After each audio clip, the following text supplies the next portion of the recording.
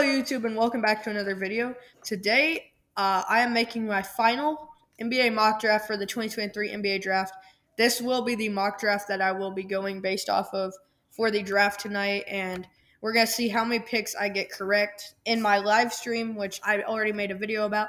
So if you're interested in watching my 2023 NBA draft live stream, then go watch my most recent videos. But let's get started. So the first pick in the NBA draft, we all know it's going to be 7'5" French phenom Victor Wembanyama out of France from Metropolitans 92 in France. He is everyone knew he was going to be the first overall pick last July. He is last July. He is just that good. He's been dominating since he was 17 years old. Second overall, the Charlotte Hornets. I just looked at a new ESPN mock draft, their final one, and everyone's saying it's going to be Brandon Miller, but I'm still not sure. I've been saying Brandon Miller in all my mock drafts, but Miller is a great scorer, right? As a freshman, the 6'8" wing, he's not that great of a shooter, but he's pretty good. 19 points, 2 assists, 8 rebounds on a really good team. Shooting 38% from 3 and 43% from the field goal, or from the field goal in general. And then Scoot Henderson, it doesn't have his stats, but maybe somebody does. No, I just know Scoot is a really good shooter, a really good athlete. I just know Scoot Henderson has potential to be the next Derrick Rose, the next Russell Westbrook, something like that. So I think it's going to go down until the very end of the Hornets draft time to make a decision. Maybe right before the draft they finally decide who they're going to take. But who knows? Maybe it's going to be something like Paolo and Jabari Smith last year where they just flopped. I'm going to go with, for now, this is my mock draft. I want to get it right. I'm going to go with Brandon Miller. I really think that they're still going to draft him because they need a wing. And even though Scoot is a generational talent, I don't think that they're going to take him because he plays the same position as LaMelo, who they already loved. Third, I'm not mocking any trades in this mock draft, but third, obviously, Scoot Henderson, a generational talent in this NBA draft, second most talented player, or second most talented potential player, but he's not quite as good as Brandon Miller right now, and Brandon Miller just has a better fit on the Hornets. Fourth overall, the Houston Rockets. I'm unsure who they're going to take, but I do think it's going to be Amen Thompson because I saw that Amen Thompson had an amazing workout in Houston, and all the scouts on the team were calling him the most athletic person they've ever seen. So Amen Thompson out of the overtime elite. Him and his twin brother are in this draft, both 6'7", point guard, shooting guard, small forwards, whatever you want them to play. Amen is the more talented ball handler, while Azor is the more talented finisher and defender and stuff. But now, fifth overall, the Detroit Pistons. I think that they have it down between Jarris Walker and Azor Thompson. Azor Thompson is a 6'7" shooting guard, is his primary position, small forward, secondary, and point guard is his tertiary position. And then Jarris Walker is a 6'7" freak athlete power forward who's super strong, really athletic, and can block shots. He's one of the best defenders in this draft class. And then Azor Thompson, out of the overtime elite, 6'7", can shoot a little bit better than Amen, if I'm recalling correctly, and everything. And then Cam Whitmore, I think he may still be in the running to be picked here, but I'm not sure because he's been slipping in all the mock drafts. As a freshman at Villanova, he averaged just 12, 5, and 1. He's definitely a project player. But I think that the Pistons ultimately end up going with Azor. Okay, so let's look at it like this. At the shooting guard position, Detroit already has Jaden Ivey, Alec Burks, who they're going to re-sign, I think, and then Rodney McGruder, who I think they're going to re-sign. At the power forward position, they have Marvin Bagley, Isaiah Stewart, and Roden, whatever his name is, Jared Roden, a rookie. Small forward position with Whitmore, you have Boyan, who might get traded tonight. And then I don't remember who else. Isaiah Livers. I think that they end up going with Azor Thompson, actually. That's what the ESPN mock said, and that's not the only reason I'm going with him. He is a really good prospect, and I think that him and his brother are going to be NBA All-Stars together in the future. Sixth, the Magic.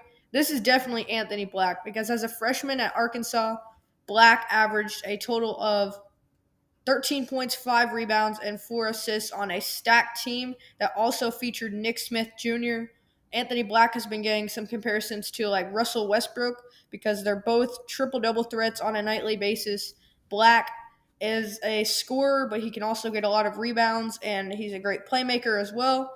So Anthony Black here because he had a workout with the Magic recently, and they really liked him. They said that he did really well. So he, I think, will definitely go there. Seventh overall, the Pacers. Jarris Walker falls right into their hands at 7. Averaged 11 and 7. Like I said, he's an amazing athlete, super strong, can get to the rim. Not the best ball handler. They're going to have to work on that with him. But I think with a little bit of work, he will be a lot better. 9th overall. No, 8th overall. The Washington Wizards. I think this is between Taylor Hendricks, who can be your power forward of the future, now that Kuzma's probably leaving and you lost Porzingis last night. But also, I think Cason Wallace might move up and be selected here, which would definitely be a surprise, but I don't think it's impossible. And then Cam Whitmore is the other guy that they're probably going to look at. But at small forward, you already have Denny Avdia, Corey Kispert. Who's the other one I'm thinking of? I don't remember who the other guy I'm thinking of is. If Azor Thompson, or if they traded up, then they would definitely draft Azor Thompson if they traded up with the Pistons, like I think that they might. But I think here, if you're Washington, you go with Taylor Hendricks. Just has such great ability to score the ball and really good potential because he's only a freshman. Let's see what he averaged. Taylor Hendricks, 15, 7, and 1 with 2 blocks. So he's a really amazing 3-and-D guy. I think you got to go with Taylor Hendricks. This is not what many people are mocking, but he's a young guy. I think that if he's available here, that's who Washington takes. That means 9th, the Utah Jazz, like a lot of people are saying, are going to pick up Cam Whitmore. Then 10th overall, the Dallas Mavericks. This is where trying to remember who some people mocked here. But I think this is where either Derek Lively goes, but I really think Dallas is trading down with Atlanta to 15, and Atlanta's going to trade 15 and Clint Capella for 10, and then Dallas will also give up like Tim Hardaway or Davis Bertans or something. So I think that they're probably going to trade down to 15 and get Clint Capella, but we're not mocking that, we're not mocking trades here with this mock. So who I think that they're going to go with, whether it's Atlanta or Dallas on the board here, if Dallas doesn't trade down, then they're taking Derek Lively. If Atlanta trades up, they might take Derek Lively. I think Lively is the pick here at 10. Lively is a 7'2 center who is an amazing shot blocker, really good defender down low in the low post. He's really skinny, though, but he is an amazing three-point shooter. He's really been working on that. All the teams have been super fascinated with him, with his ability to be an amazing shot blocker who can also stretch the floor from the three-point line. 11th overall, okay, this is going to get interesting. Everyone, this whole draft process has been saying if Grady Dick is available, then that's who the Magic need to take here at 11.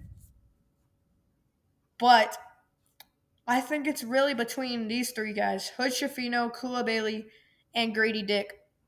But I think, honestly, they're probably going to take Kula Bailey because Anthony Black can play the point guard and the shooting guard. Grady Dick's more of a small forward shooting guard, and Jalen Hood Schifino is more of a point guard shooting guard.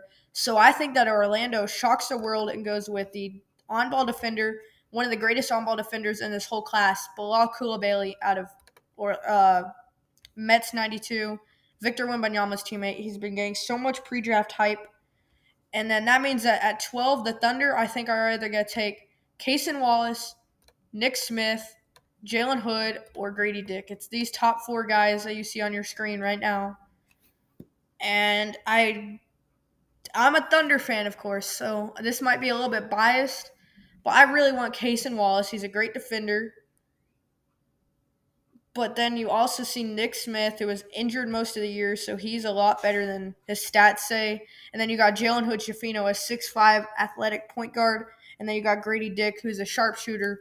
So I don't know who the Thunder will really draft in this class. But I think if these are the guys that are available, then you have to go with Cason Wallace. He's getting comparisons to Drew Holiday. He's a good playmaker, and he's a great on-ball defender. 6'3", 185. He's getting like Drew Holiday, Marcus Smart comparisons. I think he would be a great fit on the Thunder, so I think that they would end up taking him at 12 if he's still available. 13, the Toronto Raptors. I think this is where Kobe Buffkin goes. I really think that Toronto's high on Kobe Buffkin. And then I think that Jalen Hood-Schifino or Grady Dick will go to New Orleans here at 14. But if you look at it, so they need a point guard a lot. And I really think Jalen Hood-Schifino does not escape the lottery. But then 15th overall, let's just have some fun with this. Let's mix it up, do something different. This is my official mock draft for this year, but I'm fine with it. 16th, the Jazz back on the clock. They already have pick 9. So with Utah, I think Utah in this class is going to take Jordan Hawkins out of UConn. Sharpshooting wing. He can do a lot on the basketball court, and he would be a great fit there in Utah. 17th overall, that's who the Lakers probably wanted. I've been seeing a lot that they're interested in Keontae George, and he's still probably going to be available here. 15 points a game as a freshman, and the toughest conference in all of basketball, the Big 12. George is just a really good scorer. He can get to the basket. He can shoot a little bit. I think he's got insane potential. 18th overall, the Heat. I think this is where Nick Smith goes, especially because you may lose Gabe Vincent in the offseason. I don't think that they will lose Gabe Vincent, but I think it definitely is a possibility with how good he was in the playoffs. He might get like a $30 million offer for just 2 or 3 years. So he's really improved his stock in free agency. So he might go a lot higher, or he might go for a really expensive. The Heat don't have too much cap space. I think Nick Smith is the guy that they go with here. He's got insane potential. And I think if he's there at 18, the Heat really need to take him because they are so good at developing players. The Warriors have been rumored to trade down or trade up or down in this class. But I think that if they're available at 19, if they have this pick, then you take Bryce Sensabaugh out of Ohio State. I've been mocking this a lot. Actually, let's do something different. It's my final mock draft. I'm going to have them take at 19. I don't think that they'll still be here.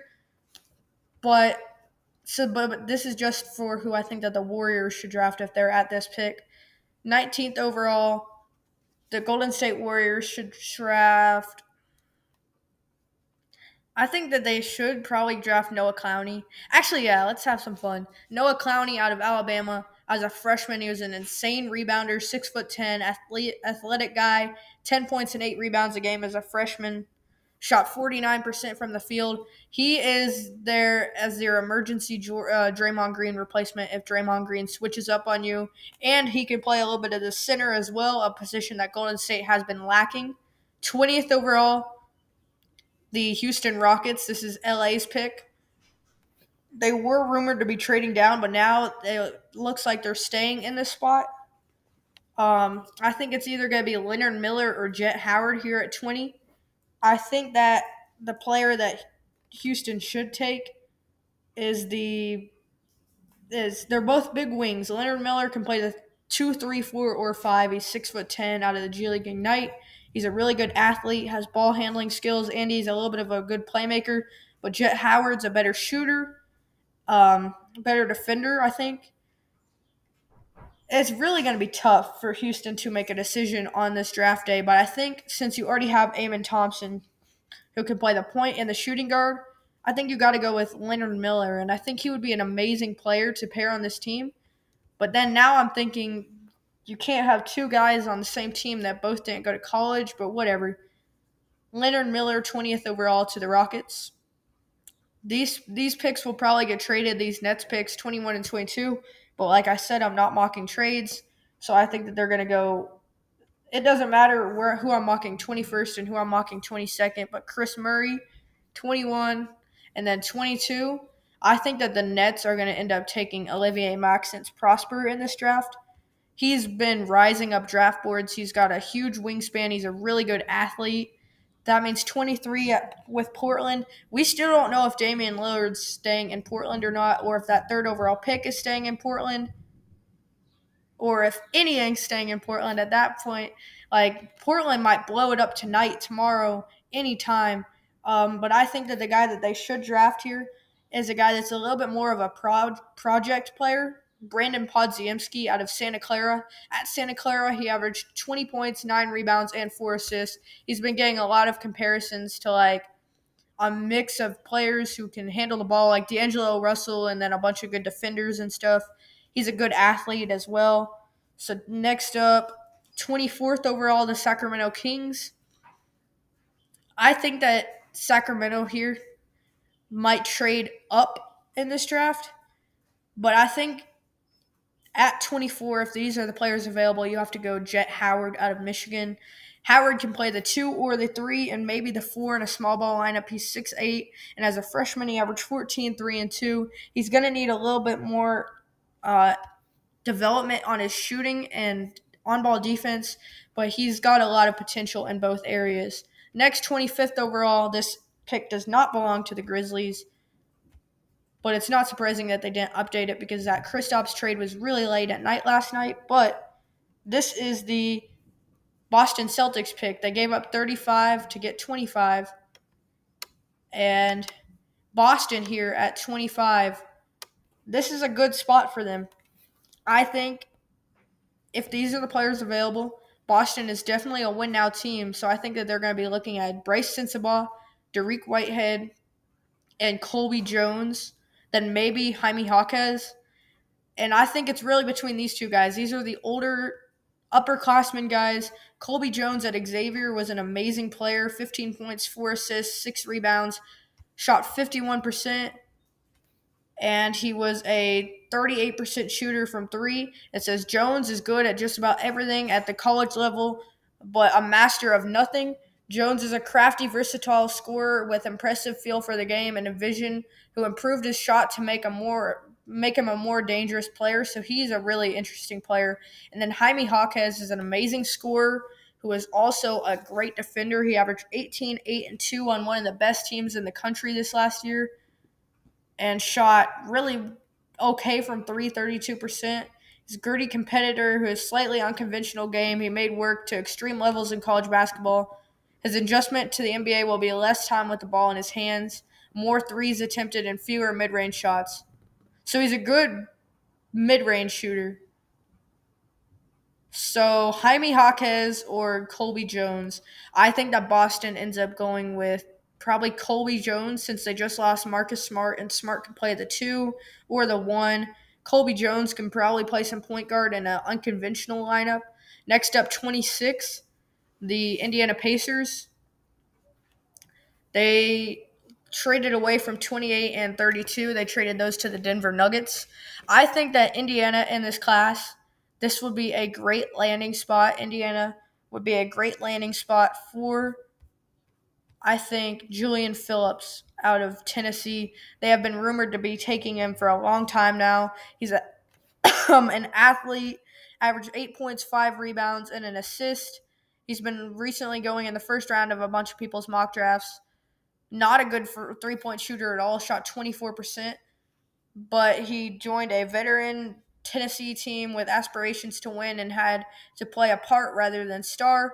He's a talented wing who played best as an off-ball cutter, active rebounder, and standout perimeter defender, and that is something that Indiana could need behind Ben Mathurin, a great lockdown defender. And so I think Indiana will actually take Julian Phillips out at 26. He's ranked 34th, but that doesn't stop me from putting him there. 27th, the Charlotte Hornets. Actually, I need to look back. Give me a second right now.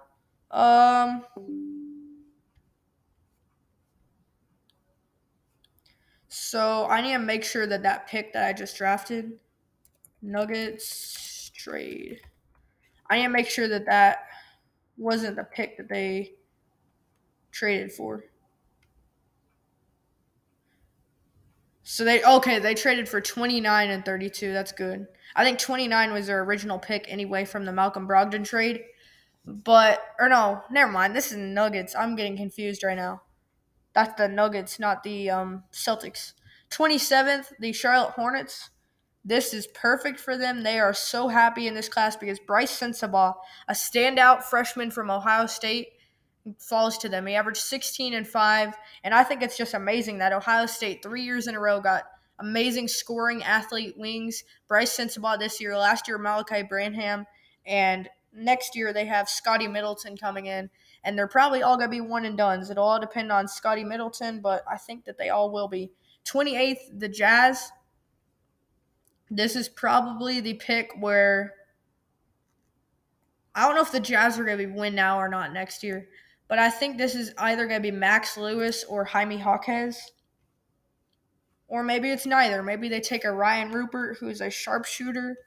It says that they need a point guard and kind of need a center and then really need a shooting guard, small forward. Okay, so they just need a lot. They already took Jordan Hawkins and Cam Whitmore, though, so those are two wings. So I'm going to be looking at point guard and backup center here. So no point guards are really available. James Nagy would be interesting. Power forwards. Gigi Jackson. You know what? Let's just have Greg Jackson go here. I think that he might go to Utah in real life. Right there, that would be a good pick. And then this is Denver's pick. They just don't have the trade in here yet, even though it happened just yesterday. So the trade was a future pick. So it was 40th overall pick and a first-round pick next year for 29 and 32. So Denver now has 29, 32, and 37. So that is a trade that did happen in real life, though. And I think at 29, this is a great place for Marcus Sasser. Denver's probably, if they do get Ish Smith back next year, he's not ever going to play a good big role. And then whoever their other backup point guard is, he doesn't – who is it?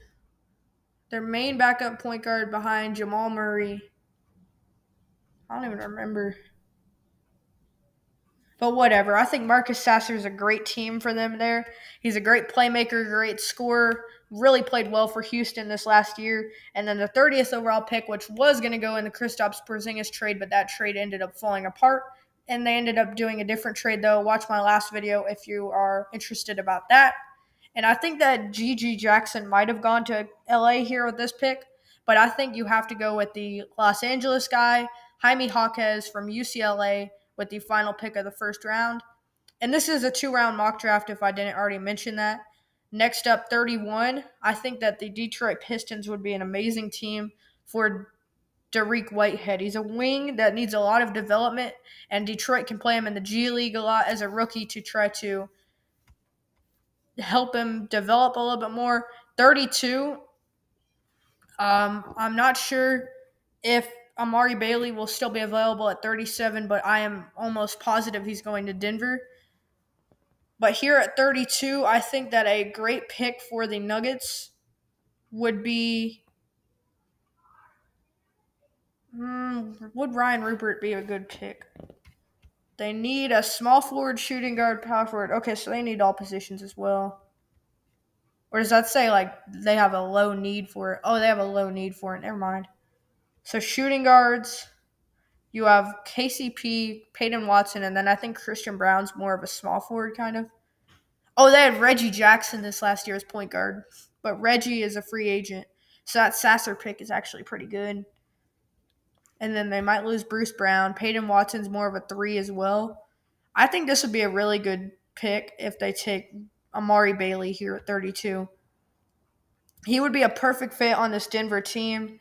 He is an amazing scorer, good defender. As a freshman at UCLA, he struggled a little bit. That is not what I meant to do. Hopefully it's saved. He struggled a little bit at UCLA, but he was just a young 18-year-old freshman straight out of high school. Okay, continuing from where you left off last time. So it should put me right, yeah, 33. The San Antonio Spurs, I think a great pick here would be Ryan Rupert. He's also French, so you get the two French guys, Victor and Ryan Rupert. And then they might actually trade for Evan Fournier's big contract too, because they can take it on, and he's from France. Just make a French super team over there. But I think Ryan Rupert would make sense, not just because he's also French, but they kind of need a shooting guard, and he can shoot really, really well, space the floor for a San Antonio team that doesn't have much floor spacing at all. 34, the Charlotte Hornets. A good pick here for them would be Max Lewis. Even though they've pretty much just taken wings this whole draft, Lewis averaged 17, 6, and 3 at Pepperdine. He was once projected to go in the late lottery, but fell a little bit. Or not a little bit, he fell a lot. But here, Memphis at 35, they traded for this pick in the Marcus Smart, Kristaps Porzingis trade. And I think that the pick here for Memphis with their first pick in the draft, I think that the best player for them would be, they really need a wing. And I think that they should go with Ben Shepherd out of Belmont.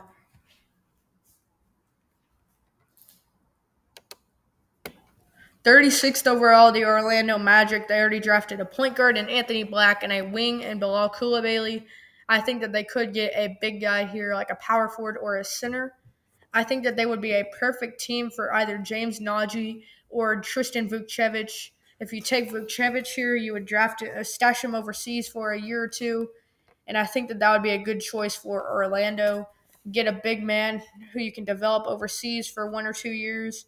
Even if he comes over immediately, you can just send him to the G League a lot as a rookie. 37th, the Denver Nuggets. I think that here, since they're losing DeAndre Jordan probably, because he's probably going to want a bigger role since he's getting older and he already won a championship, I think that this could be a great pick if they take James Nagy out of Nigeria, because Ishmael Kamagate, who they drafted last year, and he's going to be stashed overseas for 1 more year, and he can play power forward whenever he comes over as an elite shot blocker. Najee is also a great shot blocker, but he can rebound really well as well, and he can kind of space the floor. He's a decent shooter. 38th overall, the Sacramento Kings. I think that here they already picked Jet Howard, so they already picked a wing. I think that a good pick for Sacramento here would be Jalen Wilson out of Kansas. He's a great scorer, ISO scorer, and as a 21-year-old junior, he averaged 20 points, 8 rebounds, and 2 assists. I think he would be a great pick for Sacramento there, even though they're probably also getting Sasha Vesenkov from overseas at power forward. 39th overall, the Charlotte Hornets. They already picked Brandon Miller, Bryce Sensabaugh, and Maxwell Lewis. This would be a good pick if they pick a draft and stash guy.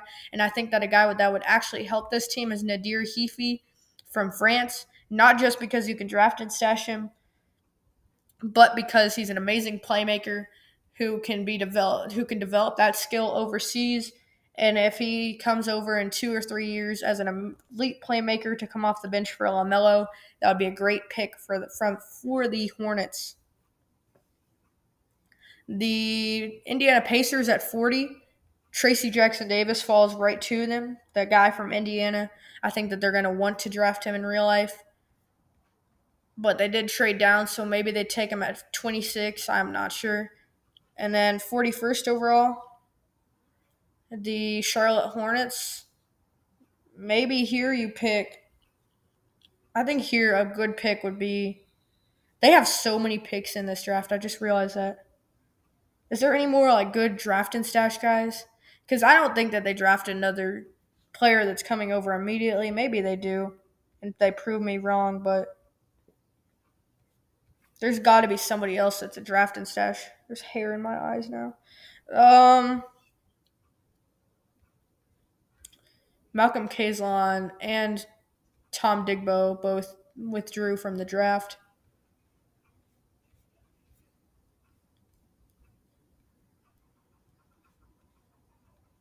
This is tough. I'm going to end up going with, if they're going to draft a player that's coming over immediately, I think I would draft, if I was them, a guy that's going to be a project player, and that's CD Sissoko, who really fell in this mock draft. But Sissoko, it does end up going to the Hornets at 41.